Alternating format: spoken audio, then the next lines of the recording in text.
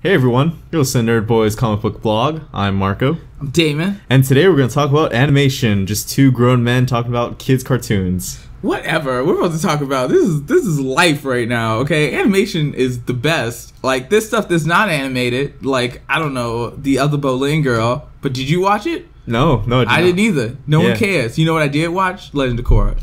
Yeah, that's true. It was amazing. Well, isn't Bolin in Korra? But this is a Bolin boy, so it takes place in a alternate version of 1920s America / everywhere. So it's like it's different. It's a different thing. Yeah. 25 years ago, if we were watching cartoons, we'd probably be looked at as weirdos or stoners. Yeah, but everyone else would have been missing out on the dope cartoons we were watching, like The Last Unicorn, and well, no, that would have been more than 25 years ago. Actually, man, even better stuff than that, like Akira, A Ghost in the Shell, and Ninja Scroll, if you like snake vaginas, the vagina snakes, Fist of the North Star, Shadow Skill, episodes of Evangelion. Yeah. It would have missing out. Or DuckTales. Woo. The original DuckTales. Yeah. Which, by the way, did you see the reboot? Yes. Luckily, XD put it up on YouTube the first 2 episodes, and I was not disappointed. Yeah, I mean, Disney XD had like a whole 24-hour like repeat of those first 2 episodes. I was like, whoa, I'm not gonna watch this. One, I don't have cable. 2, I don't have time. Yeah, right. But YouTube. That's overwhelming, honestly. I used to hate those as a kid. I used to hate a marathon of the same thing. Like, why do people think that I had like I don't want to do other things, watch other things as a kid? I watched it once, maybe twice. I would like to see something else. There are other things. The new Spider-Man series, they all coming out at the same time. Show me that. Don't just replay the same thing. Cartoon Network made me hate the Iron Giant for like 4 years. Yeah, like, they did that for Thanksgiving every year, right? Yeah, it was just like, why are you ruining this movie for me? But yeah, no, like DuckTales though is cool. It was really, I love the art style. I thought it was really cool. The colors they use that like are a little bit saturated, but like very like comic booky, and the whole feel of it was very comic booky. I like the art style. The animation was really smooth, and even though you could tell it was Flash, it was probably some of the best. It was that better, like, Carass level of Flash animation. Yeah, not that Powerpuff Girls stuff. Yeah, we don't talk about that. No, we're not going to talk about it. We don't talk about the good stuff. Power Crab Girls. No. I still have yet to watch that show. I just watched like a few things of it, and I was just like, this looks like it's a bad idea. I should probably watch it and figure out why it sucks. But yeah, the art was great. The characters were cool. David Tennant was great. The Scrooge McDuck. He finally got to be Scottish. Also, his nemesis. I was like really into that character. I thought he was hilarious. You're the best of the cheapest. Like, what? I was like, that's such a good way to describe anything. Yeah, so Donald's pretty cheap. Yeah. And then there was I liked the relationship they had, all the characters had, and like how everything was going, and how all the Huey, Louie, and Dewey have very distinct personalities and voices too. Yeah, like they all sound like ducks, but yeah, like it's great to like see how they all fit together. Like I love the bit where it was just like, which one to use the evil triplet? And it's just like Louie, and he just accepted that. Like it was just a lot of really cool bits in it, and I thought it was really funny. I thought it was a really funny cartoon. I'm excited to see more of it. Yeah, I'm sure it's going to be super popular in Sweden because everyone loves Donald Duck and Scrooge. I think they have a law in Sweden named after Scrooge McDuck. Really? What? Yeah, it's like a tax law. So that's the best thing ever. You would think it'd be like, yeah, it's great. That's fantastic. Well, Donald Duck is like a super popular cartoon character overseas. So like DuckTales, I'm sure Disney knows what they're doing. They're like, DuckTales. And forget Chip and Dale Rescue Rangers. That's not gonna make us any money. They might bring back Chip and Dale. Right? I wouldn't be surprised if like Chip and Dale showed up in the DuckTales series at some point, and we got to see them interact. Also, like that they added something that they very rarely add. They didn't have in older cartoons, which was like a bigger mystery of like what happened to their mom, what was their relationship like. Now we get to like answer these questions, because one of those things that they used to do in cartoons all the time was have nephews come in. First of all, 1, why nephews? 2, where did these kids come from? Who's taking care of them when he would like?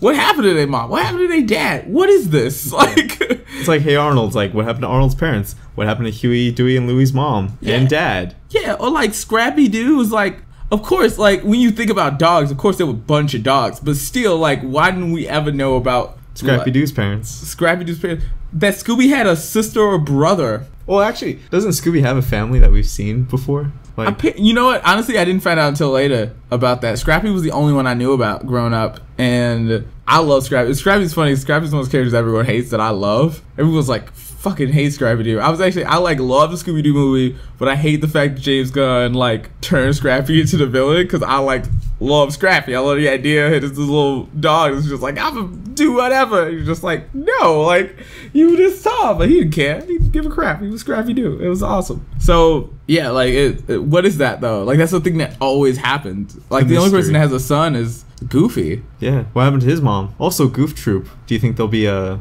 cameo from Goofy and his son? I hope so. I hate when they don't do cameos from like. It's always really weird that in DuckTales you never see Mickey. Like why? It's not like it's because he's busy defending the worlds with the Keyblade. Yeah. But, well, I guess that explains why Donald can never heal you, because he's thinking about his nephews. The point is, what's going on with them right now is Scrooge taking care of him. It's just like, Donald, heal me. I'm on the phone. Like, but yeah, no, like, it's weird. It's not like with the Marvel Cinematic Universe where, like, Mickey's, like, wrapped up in some legal issue. It's like, it's Mickey Mouse at Disney. Just put him in an episode. Like, why is it that... Yeah. We never even hear about Mickey. Like, oh man, have you seen Mickey? Donald? No, he's off, running the theme park right now with Minnie. That's why he's not here. Thank you for that explanation and acting like he exists in this world. I appreciate that. I actually like that. Like a reference or a guest appearance from Mickey is like just so busy with his business. Yeah, running this massive enterprise. Yeah, he just got uncryogenically frozen. Oh man, yeah, no, yeah, exactly. Like, why is that not a thing? I hope they do that in the series because I feel like as a kid, it seemed like that wouldn't bother you. Like, I think that not every kid was bothered by stuff like that, but that always irritated me as a kid. Stuff like that would always like nag in the back of my head. Like in Timon and Pumbaa, you never saw Simba ever. It was like, what? Like, it was called The Lion King. I don't need to see him all the time. I just need to know he's there. You can't just have these characters just like run through, have a whole show about them. I'm spending hours and hours without telling me when this takes place. I was always like, does this take place before? It'd be like, oh, I guess it takes place before Simba, except Zazu comes. It's just like, they didn't know Zazu before that. Yeah, exactly. Like, they didn't know these people before that. Where's Simba? Then why is he not here? That kid from Home Improvement isn't doing anything. All right? He's not famous now. He wasn't that famous then. They didn't have time to do a voiceover of at least 2 or 3 episodes of Timon and Pumbaa, so I understood what the hell was going on. Yeah. These things, you gotta think about. My biggest hope for, DuckTales? I was gonna say Tailspin, but also, like, I would like cameos from Tailspin, Chip and Dale, Rescue Rangers. Not Chip and Dale Dancers, but Rescue Rangers. It's a different show altogether. Darkwing Duck, which I think is getting its own show. Oh, Darkwing! Yeah, I think Darkwing is getting a comeback in its own show. That'd be cool too, especially if it's like just like hella Batman'd up. Yeah, but in its current age, Darkwing Duck, metal, feathers. Yeah, exactly. Speaking of feathers, everything's made out of ant feathers. And then what other cartoon things? Oh, we didn't talk about we wouldn't talk about this before the show, but Netflix got a bunch of anime that they are producing specifically for Netflix. Saint Seiya is getting a remake. Devilman, but also LaShawn Thomas's Cannon Buses is finally coming out, going to series. Tasha Allegri is writing for it. I'm so excited. This is something that, like, I don't know if you know about this. I knew about Devilman. I knew about Saint Seiya. Is that how you pronounce it? Saint Seiya. Saint Seiya. I think that's what it is. The Knights of the Zodiac, as it was called in America. I just ran so far away. Oh, the cover from Bowling for Soup. Is that who did the cover? No, I don't think it was a cover for anybody. I think that was just like it's like Iran, but like someone did the cover of. Was it a cover? It was a cover of Iran. I have to check it out. I have to see, because I was like, I thought it was the original song, because it's not like anybody was like, oh man. No. And it's not like anybody from Tears for Fears was like, oh man, I don't want anybody covering my songs for some cartoon. We're such an illustrious band. You mean Flock of Seagulls? Yeah, Flock of Seagulls. Actually, yeah, Tears for Fears is a illustrious band. My bad, Tears for Fears. I love all of your songs. The point is, Flock of Seagulls made one song we all care about, and they know it, we know it. They finally accepted it. The point is, but Cannon Busters. So, LaShawn Thomas is animated outside of he worked in the Boondocks. He also did the little animations of Hilary Duff. And, Lizzie McGuire? And Lizzie McGuire, that was his first job. I noticed because as an animator, as an artist, like he's this black dude, and I look up to him because he's dope. And like he did character designs for Boondocks, and he directed episodes of Black Giant Man and stuff. And he worked on Legend of Korra, but when he worked on Legend of Korra, he went out to Korea, learned Korean, hung out there, and then like worked on the like in-betweens and stuff like that. So like he was the first person to do that, like American animator to go over to the States and do that. So he's a huge like person in the animation industry right now, and he had this series that he was doing. He did it as a comic book at first called Cannon Busters. He did it with he did it back in the day. I think Joe Mad worked on it with him too, because he has Joe Mad working on character designs for this. Some guys from Cowboy Bebop. It's crazy cool. It's like this Alice in Wonderland like robot thing. This dude called Philly the Kid, who is voiced by the creative, at least in the pilot that they did for it, is voiced by the Philly Bay Smith, who was the creative the new Ghost Rider. All new? Yeah. Robbie Reyes.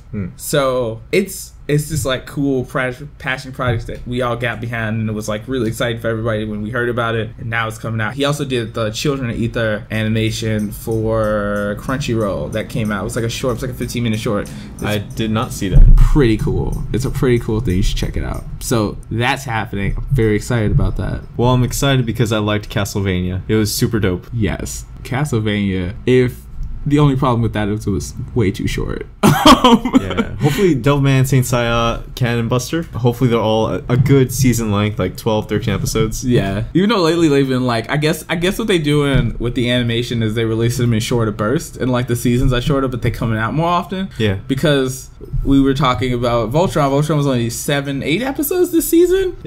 I haven't started the season. It's like 7 episodes this season, but the next season starts in October. Yeah. So like it just came out in August, and a month later it's coming out. The other 8 episodes coming out. So like, wow, that's just like weird. Like, wait a minute, that doesn't feel finished. There's still more. It feels more like a mid-season finale than like a season like had finished. But it's Voltron. You got to watch it. Oh okay. Man, this season is one of the best new villains is introduced. In fact, don't listen to my podcast. It's going to ruin it for you.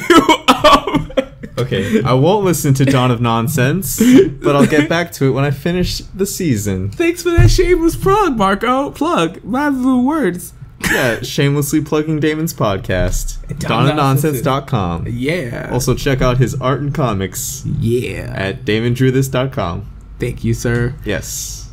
Also, we get to find out how Zarkon became Zarkon, and it's not what you expect. Oh shit. Let me put it like this: the crew behind behind Legend of Korra work on this show. They bring that avatar to this. It's like, wait a minute, I didn't. Why would you do?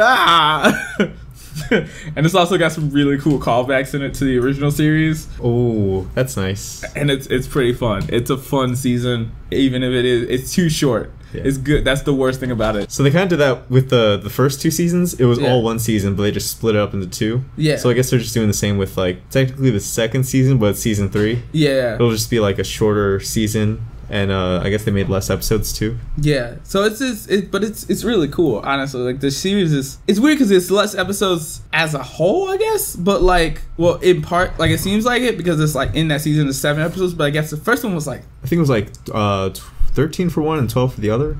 Oh, okay. Something like that. And so I guess I was gonna say it's gonna be more overall, but maybe not because 7 plus 7 is only like 14. Yeah. Unless they do more than 7 in the next part. That's not the point. The point is, I don't know what I'm talking about. Except for the fact that Voltron is good.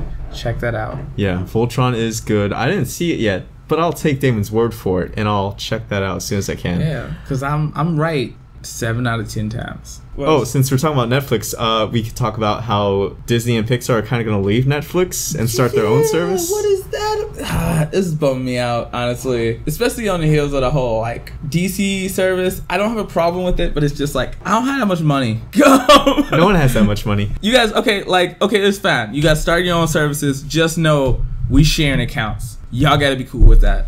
Don't come to us about, oh, you can't be sharing accounts. No, shut up. All right, y'all wanna get all stingy, and y'all can't make partnerships. And y'all can't, buddy and talk a little bit and make deals. Fine, but I'm sharing. When I buy my DC account, I'm sharing it with Marco. He can buy the Disney account. He'll share it with me, and we're just actually. I don't even think the Disney account would be worth it unless you're a big Disney fan, because it sounds like they're gonna try and put up every movie, like all this bonus stuff that's been locked up in the Disney Vault. Is that what if they call it the Vault? That'd be really cool. That'd be sweet, like just Disney Vault or something like that. Yeah, just as a name. Yeah. Yeah, You but I mean, probably could watch Song of the South. why would you? Why you probably want to watch Song of the South? No. No, I mean, like anyone, like the royal you, as in the listener, but no one wants to watch Song of the South. We want to judge Song of the South. That's all it is to that. You can watch it on YouTube, I think now. probably. I think I looked it up one time, honestly. I think it's up on there. I didn't watch it, but I was just like, can I find this? And it was there. So somebody posted it. But it's like also all Marvel stuff possibly too. I mean, Actually, they're finagling kind of what is technically going to be on Netflix first and what's going to be on the Disney thing. And this doesn't start until 2019. yeah, so it's not like we have a huge like rush to figure out what we're doing with our lives on that level. The Netflix shows that they parted with to do like the Defenders and all that stuff, and that continued. That's not going anywhere as far as I know. But I was like, they had this movie first deal. That's why we got to see Rogue One and Doctor Strange pretty much a month after they came out on DVD. Yeah, basically. So that's gonna go away, which is like a bummer. Especially because it seems like there wasn't a deal before, but you had those Disney movies that would pop up every once in a while. Like, oh, this is pretty cool. I want to watch this. But if all that stuff is gone from Netflix, like when BBC like nixed everything, you were just like Doctor Who, like And what? Sherlock. Yeah, right. And you're just like, I was gonna watch that. I swear. And now they're getting rid of The Office and NBC and stuff, and moving all that stuff over to Hulu. Which is like, if you have Hulu, it's fine. But if you don't, like, if you like made a hard decision at some point recently, and you're like, I gotta choose one, and you chose Netflix, like, it's starting to feel like you chose wrong. Especially since it feels like Netflix is making so much original content that might be the crux of what they do, the main thing that they do. So it's like, that's cool, but like part of the draw of Netflix originally was like other stuff that you wanted to watch, and it's just like, maybe I should just start buying DVDs again. Yeah, just too many services, all at $10.99 or like $9.99. Yeah, it's way too much. It's either gonna be the death of streaming, or like everybody's gonna have like a Verve thing. Oh yeah, I was thinking of bundles where you can have like your anime bundle, and this is your movie bundle, or this is it'll be like cable basically. Yeah, which would be ridiculous. No one wants to deal with that, especially since you got to pay for internet with cable already, and Comcast is insane. We already had this conversation, I think, but you know, they bad people. I'm not speaking for the whole podcast, just myself. I think y'all bad people. Yeah. Xfinity, you're all right. You're really bad at haggling. It's just the whole. It's just the way that they do business. It's not like the service itself necessarily, but it's the way that they do business, and they kind of take advantage. And so it's kind of like you and they're not allowing us to take advantage of the free market, which is the whole point of capitalism. And if we don't get that, then it's really just rude. like all these exclusive deals and everything. Yeah, exactly. It's not even, like not being able to like make a decision about what services I get to use because you guys made secret deals behind my back is rude. Like that's the whole point. I get to make a decision about which service is best based on how well they function, and if they don't do a good job, then they die. Amazon Video, not a good interface. Yeah, especially when it comes to anime strike and stuff. I can't. It's so hard to like. I will like find things are on Amazon, and then I'll be like, wait, this was here the whole time. Like, I could have been watching this. It wasn't like, why was it this easier to find? But apparently that's how Netflix algorithm is going to be. It's going to be like, or it is currently right now, like there's stuff hidden until you watch something that's similar to it, and it'll suggest it to you. Yeah, that's kind of weird too. Like I'll have to, you have to search for something to see if it's there. Honestly, sometimes I don't completely hate just because I like surprises. Hulu does that too, because I was noticing like, oh wow, Spider-Man 1 and 2 are on here. Yeah, I'll watch that. No Ghostbusters? Boo.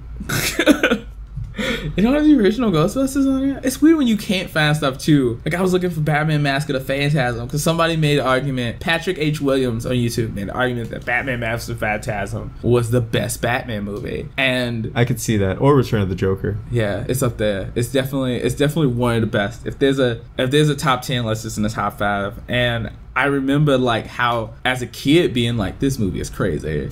And I was like, I really want to watch that. I haven't seen that in years. And I'm like, let me see if I can find it. I looked Hulu, I looked Netflix, I looked on Amazon. None of those services had it. And I was like, no. But you know where you could find it? The DC service. Eventually.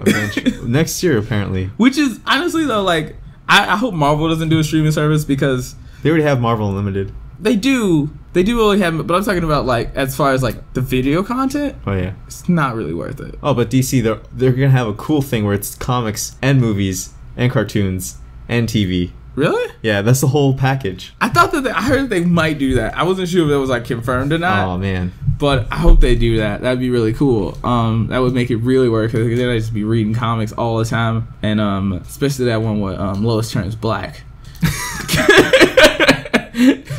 To learn about how it is to be black. Or fat, when she became fat, to learn how it was to be fat. No, I think that was just like a really long fat joke, actually. That wasn't anybody's attempt to be sensitive to anybody. Actually, I think that was the reason behind that was Lois was being targeted for murder, so Superman made her fat so no one would recognize her. Comics.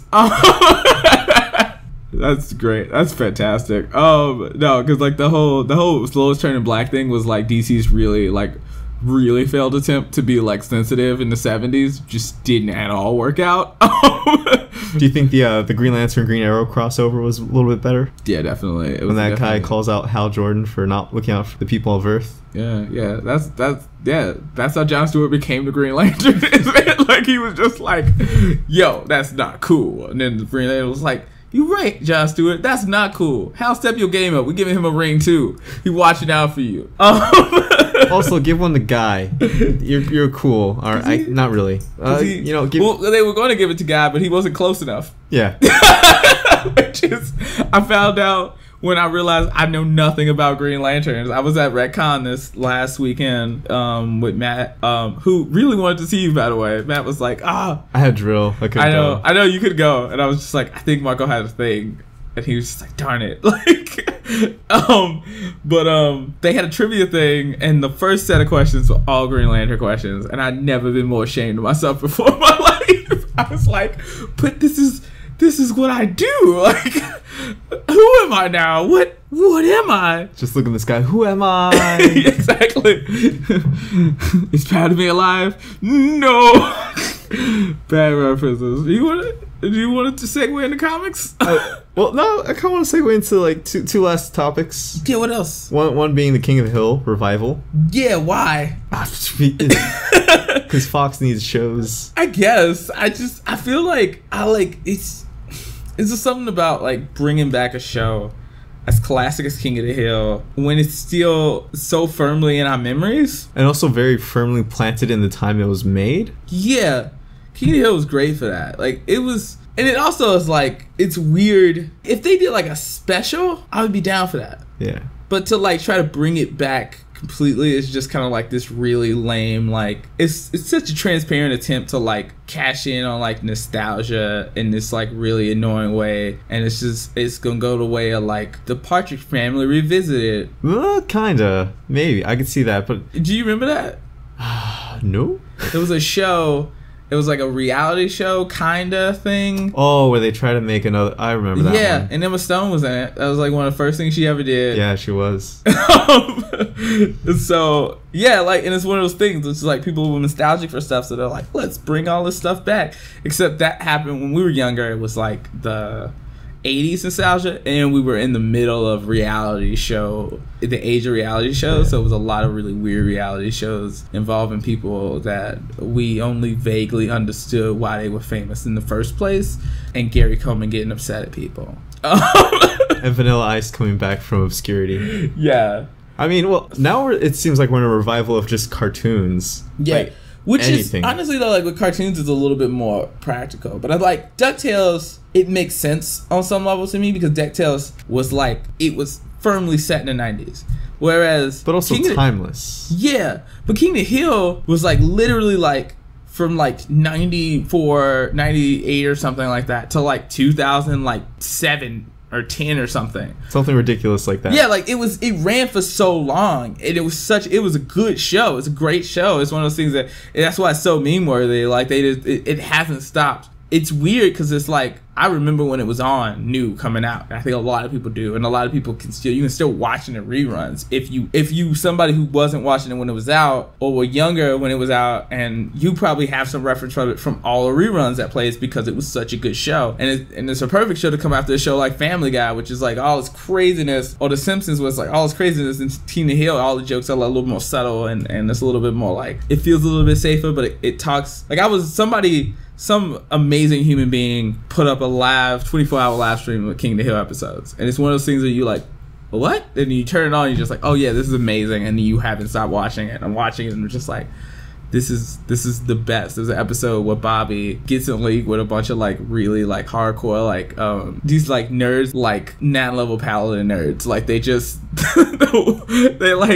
they play D&D way too seriously. Like he's just like, oh, this is the kind of nerds that make you question your own nerdness. And he's just like so excited about hanging out with these people because he wants friends, and he doesn't realize like how weird they are.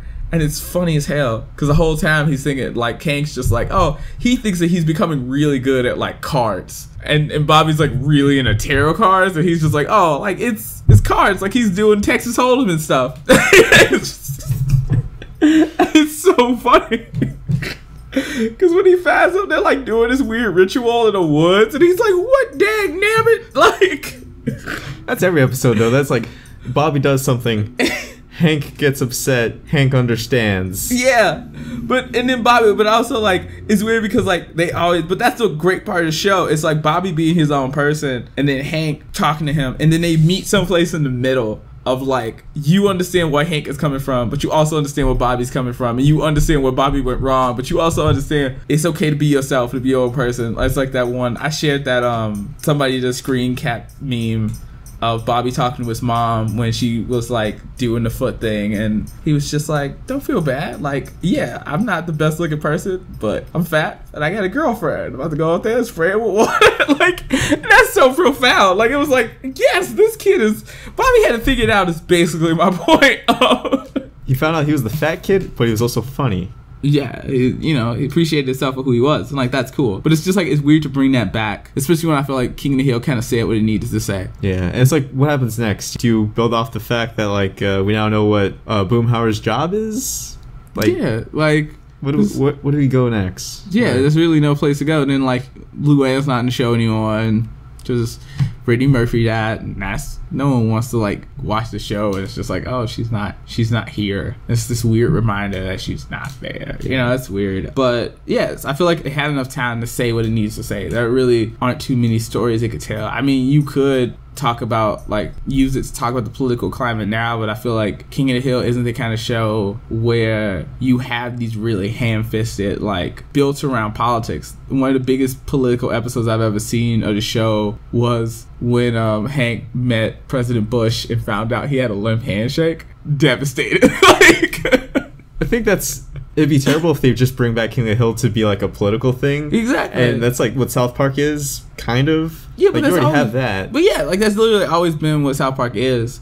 And then like with King of the Hill, like it's grounded. I feel like that's a story, like but I feel like that angle at the same time is the only, with those characters where they station like in that narrative, like that's kind of the newest thing that could be happening to them. It's like the reaction to all the stuff that's going on, but that's not really King of the Hill. You know, there's a new show for that you could make with that premise at the forefront, with new characters that, you know. Yeah, don't tarnish King of the Hill. Yeah, exactly. Don't try to do something that it wasn't really doing before to make it like, to give us a reason for it to come back. And I don't think Mike Judge is going to create a show that he thinks is garbage. So I think if they actually do it, because it was more like a thing where somebody is like, oh yeah, we're talking to him about it, which basically meant they called him and was like, hey, would you want to do a revival of King of the Hill? He's like, well, maybe. Yeah, I like paychecks. Yeah, like he's just like, I'm doing Silicon Valley and that's going well. I don't know if I need this. I don't think he's gonna.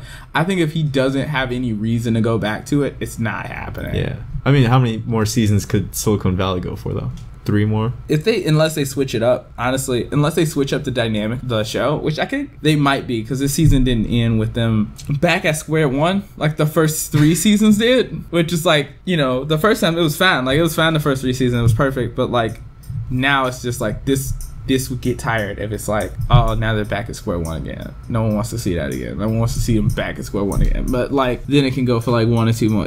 But then I think it could go longer. I think it should definitely go until TJ Miller decides to come back, because I feel like the Emoji movie was just like the beginning of the hardest part of his thing, where people are like, oh, it's too much TJ Miller, I don't like him, and he's in everything, even though I didn't see all of those movies, but I'm complaining because I need something to complain about. It's just, to me, TJ is a really funny comedian. I don't care what anybody at Grand Prix says. I think he's funny. He's great. That's an oddly specific location. No, it's really funny because I was walking, because they used to, TJ, Pete Holmes, Hannibal Buress, they all used to do comedy out here, and honestly, like I think the Red Lion, which is like literally a stop over from here, like they had an open mic at one point, and they all used to do sets and stuff there, and like they used to go into Graham Cracker Comics, and somebody was like talking to me who works there, was like, oh yeah, I remember they used to come here all the time. This was before they was famous. It's like, TJ Miller's obnoxious, and I was like, probably, but he's also still awesome, and I like him, and I don't care. I don't think the Emoji movie is his fault. We're not about to go into that right now. No, we were all spurned by that, but Sony will learn. Eventually they'll learn when they fail. Yeah, that they made mistakes, and you gotta, in art, you gotta, especially something like animation, all that work, gotta have heart in it. You can't just be slapping shit together to sell to babies. You can't just cater to the little kids. You gotta. Well, you can't pander to them. You know, you gotta make something. Like you gotta like make something for them with some kind of love, you know. Like a lot of people, and it's a lot of stuff. It's a lot of animations I made that's solely for kids. Like Peanuts was made just mainly for kids, and if you sit down and watch it, it's so enjoyable. Oh, I think that was Blue Sky, not Sony. Yeah, but I'm just saying, like, as that from that perspective. Or I heard the last Smurfs movie, not the ones before that, but the last one was, because it was directed at kids, it didn't like have this like really great resonance, but like it was still really good and worth the time. But you gotta have those kind of movies. You at the very least have to be doing stuff like that, as opposed to like trying to like appeal to the kids and the fact that they only really want to watch YouTube videos and memes and stuff. Like, don't just do it. Have an idea that like is done with some love and some care, and then we will come. Yeah. Now, speaking of love and care, do you want to talk about something that completely destroys all meaning in life? Rick and Morty. Oh God, that last episode. I was like, why did you do this to me? Why did you make me think? I had my thing about Rick and Morty. Okay, like I get the whole nihilism thing, but just tell me if Rick cares about Morty at all. Like I just need to know. Yeah. Season 3. It started a few weeks ago, but we're now starting to talk about it. Yeah. What was it? There was this weird thing. I don't know if you were on the Squash posting group on your Facebook, because I don't know how I got a part of it, but there was a Facebook group, a Rick and Morty Appreciation Facebook group, and somebody added me to it, and I was like, fine, I like Rick and Morty, who cares? And then I was done with it when I saw somebody go in. This is like after the second episode of the season, when it finally came back, it was just like, it's not good anymore. And I was like, nope, done.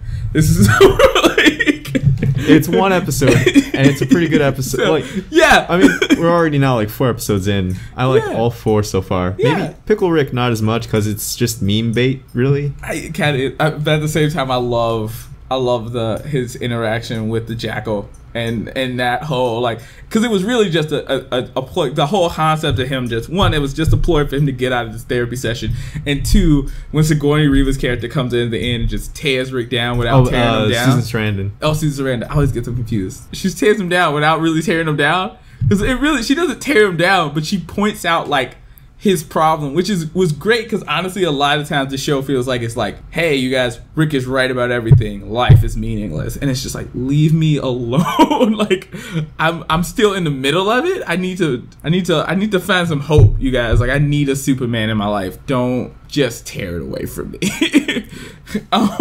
But also, like, the end of that episode, Pickle Rick was basically just like, no, Rick has a terrible relationship with his daughter. And, like, he has a terrible relationship with everyone. Yeah, he does. But it's like, a lot of the show is like, I feel like the obvious message always feels like it's Rick was right. But really you have to, if you pay attention to it deeper, he's not right either. But it's just like, it feels like that when you watch it, and it's always kind of like, and I really just needed to know that he gave a shit about Morty. And that last section was just like, oh, he does give a shit about Morty, and then they stole it away.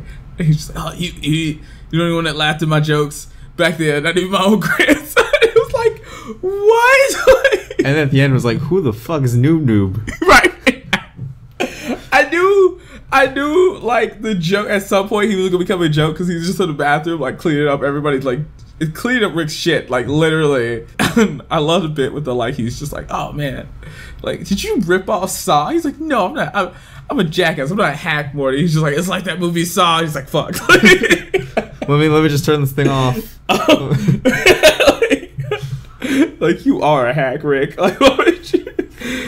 Oh, and it's not like he couldn't have not ripped off Saw. That was the funny part. Like he just or the Dark Knight. Yeah, everything. It was pretty great. The whole episode, and then the 1,000 ants thing. All of it was great. I love the episode. I also really like the second episode too. It's funny because people were mad about it. I was like, I like that episode. Yeah, Morty was dealing with his issues by punching people to death, and they killed that dude. And then Summer was like doing whatever she was doing, and honestly, it was kind of funny. Dude had the mustache, and it was weird when he pulled out the helmet, had the mustache. It was actually weird. It wasn't just like a joke in the show; like it felt weird. I was like, "What? Like, why does he have a mustache? It's unnecessary." Yeah. Season 3, I think it's strong. I think they had a lot of like jitters about it. Yeah. That's why it took so long to come out. But after going through so many rewrites of scripts, I think like they got jokes down enough. Like there's layers to these jokes. Yeah, I think people need to stop demanding so much from people doing stuff creatively. Like fans act really entitled to stuff, not only getting stuff that they want, but when they want it, and then when they get it, they're not happy, and then they wonder why people. Whenever they complain about something that, you know, businesses or what's name doing, there's always at least one creator that's like, basically people Frank Cho you. Frank Cho doesn't care about your emotions. And he doesn't have to. People get mad at me because I'll defend Frank Cho sometimes in conversations. Like with the, that was a whole thing about this Wonder Woman cover he did. And I was like, this isn't that big of a deal. The fact that he got kicked off this book because of like barely any visible thing, or they messed with his art, and he was just like, that's irritating. You know, you got to trust him on some level to know when it's appropriate to show titties or not. And he's an adult male. He knows when to show titties and when not to show titties. And he was doing a good job of not showing titties and treating Wonder Woman like Wonder Woman, even though he loves showing titties. You know, like he plays titties love aside for the art. And then you gonna get mad at him because of not even 2 inches of panty? Like, what? That's weird. And it's not even panty. It was like leotard. It was like, oh yeah, of course she has a skirt underneath, but she probably has some hot pants in between that and the skirt. Like, that makes sense. I wasn't like, oh yeah, you know, just like looking, waiting for this, you know. I was like, this makes sense. And then they cropped it, like, and they just gave him a hard time in general. It's like that, you know, like that's stupid. So it's one thing to be like, oh, I really want this to come out. I can't wait till it comes out, you know. But don't nobody owe you shit. Yeah. Basically. Tangents aside. Comic book industry moguls aside. Not really moguls, just artists. Yeah, he's a pretty good artist. Not pretty good. He's actually a master of his craft. The point is, you said mastered his craft. I know people could probably be like, "Wait, is it craft?" No, he's mastered his craft. Yeah.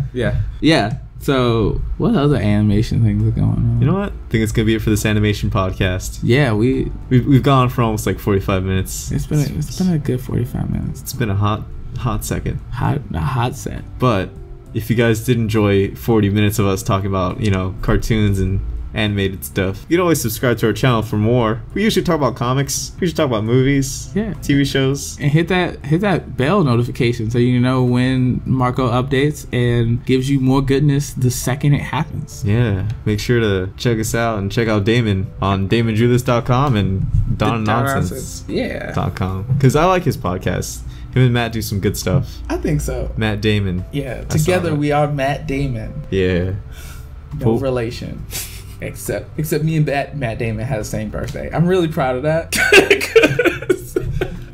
Just proud of living. I really want to meet Matt Damon just so I can tell him that to his face. It's so stupid, but I want it. You can have it one day. Yeah, maybe that's what I do for my birthday. We'll just have a Matt Damon podcast. Talk about Matt Damon. Movie party. I just have all Matt Damon movies. Good Will Hunting, Born Identity, Born Supremacy, Born Ultimatum, Born, Jane Silent Bob Strike Back, Even better, Dogma. Actually, you know what? Yeah, Dogma. Actually, I'm doing it now. We watching The Martian. We watching Dogma. Then we watching what's another good Matt Damon movie? Good Will Hunting. Just because like that's also got Robin Williams in it. Yup, it's happening. That's what we doing. But yeah, you guys like, subscribe, share, subscribe, all that great stuff. We'll see you guys next time. Yeah. I'm Marco. I'm Damon. Peace.